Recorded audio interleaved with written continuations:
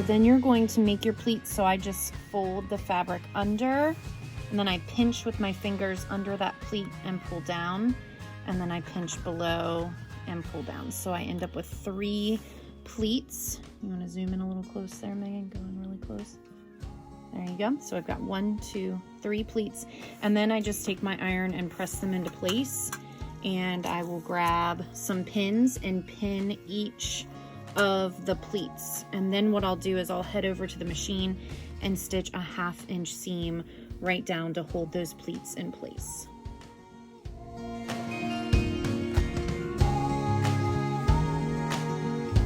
So I'm going to stitch in my seam along the side here.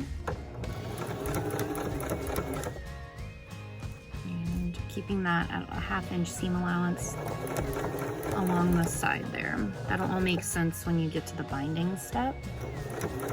It will hide these stitches just in case your thread doesn't match at this stage. Okay, so I have prepared binding strips here. What you'll do is you'll take that 5 by 2.5 inch piece. I typically fold it in half and give myself a good finger crease like this, and then open it up, and I fold to the center and fold to the center, and then with a nice hot iron I press that into place like that. So then I actually do that step when I'm cutting all of my fabric. I try and get all of my bindings ready. So you want to show all these bindings over here, Megan? There they all are. Okay, so now for this stage, what I'm going to do is I'm going to put my binding on the like side fabric here, and I'm just going to stitch it, or not stitch it, I'm going to pin it into place on both sides. And then what I'll do is I will stitch again at that 1/2 inch seam allowance, and I'm leaving a little bit hanging over the edge here so that I can fold that under. So what happens at the end, I'm gonna show you really quick, is this will all get folded over. So I'll show that step in the next little video. Okay, so I'm going to stitch that binding strip into place, and you'll notice I'm starting right where the fabrics meet and leaving this little edge, because we will turn that under at the end. So I'm gonna stitch, and you'll notice that I am going to reverse some stitches here. Just makes it a little bit more durable. It's very hard to do this with one hand and video at the same time. Okay, so we're gonna stitch that into place, and then I'll show you how to insert the elastic. So I am going to fold in and press these sides now to create a nice edge that won't fray during washing and things like that. So I press this into place, and this is one of the more tedious steps. So you'll then take your elastic. For women, I am cutting 26 to 27 inches, and then it actually loops around the back of the head.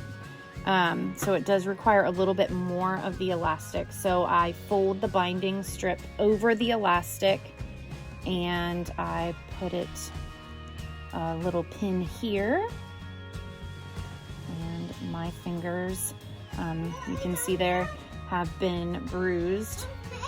Megan's taking a video for me. Hey, buddy. All right, and then I'm gonna pin in place here. She's actually making a video? I'm making a video. All right, I'm gonna pin those into place. Didn't do a great job. Gonna flip it around, do the same thing on the other side, and then we will stitch about a 1/4 inch along each side. One of the things my husband requested was one line of stitching here, so that the part that I stitched together, I'll show you on this one, doesn't come out and get stuck in your hair. I've tried to seam it together well, but it does sometimes slip out of here. So that's one thing that I've been trying to do, is put just a little bit of a seam, like a little row of stitching right here, to keep that from coming out, but then it's still adjustable. For a mask for a man, I'm cutting my elastic to 30 or 31, 32 inches long so that they get a little bit more stretch. This is not the stretchiest of elastic. Okay, so I set my edge of my mask binding here at the 1/2 inch mark, and I'm going to lower my needle and begin sewing. Make sure that you're not getting your elastic caught in, and I definitely reverse several stitches at this step. It keeps it a little bit more durable during washing. And so you're just going to stitch along here all the way to the end, and again reversing those stitches at the bottom.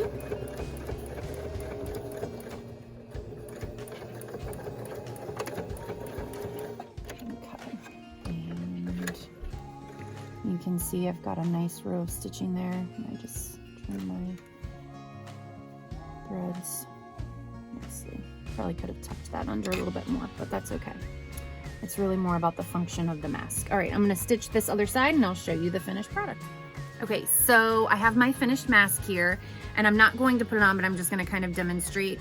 We hook it under our chins and then put both straps up around the back of our head. And then you can adjust these straps so that you can get a better fit if you need it tighter up here at the top or at the bottom, depending on how it fits your particular head. So then it just kind of fits over your nose, and it is reversible. You want your pleats facing down when you put your mask on. So if you prefer the cream side, you can wear that if you don't like this fancy pattern.